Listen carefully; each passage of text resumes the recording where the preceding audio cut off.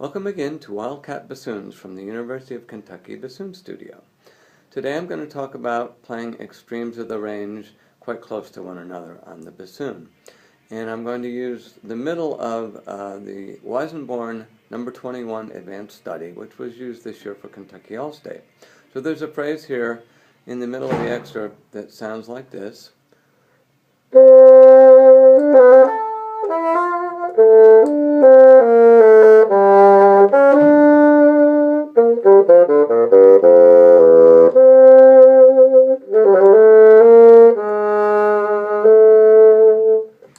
So within that phrase we have a high A and we have a low E.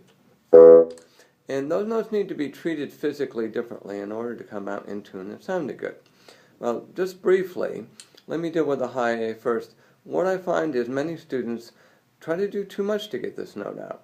So if I just go from C, which this piece begins on, and get a nice C out and then finger the A, it comes right out without really any problem at all.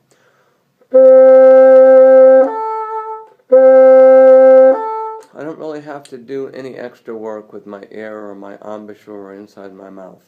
So in the beginning,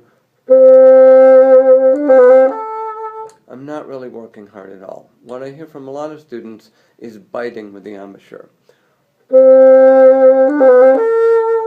And maybe their face gets all contorted and so forth because they feel like they really have to work to get that note out. At least with the high A, if you have a good reed, it should pop right out. And if you don't do much different from this range, around C above the staff, it will probably come out pretty well in tune. We'll delve into high notes another time, but let me go to another part of this excerpt, which is down when we approach the low range and we get down to the high E. The low E.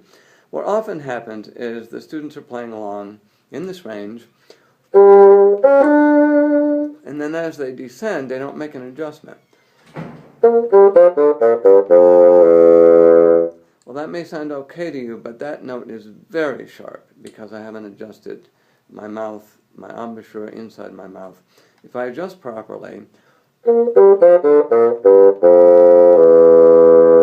there's where the note ought to be. Now, a quick thing that you can do to learn to adjust properly for these low notes is to take C within the staff and adjust your embouchure in your oral cavity to lift that down.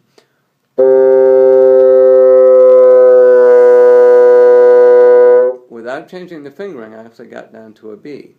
Now that setting, which involved opening my teeth apart a little bit, loosening my embouchure, and changing the shape inside my mouth,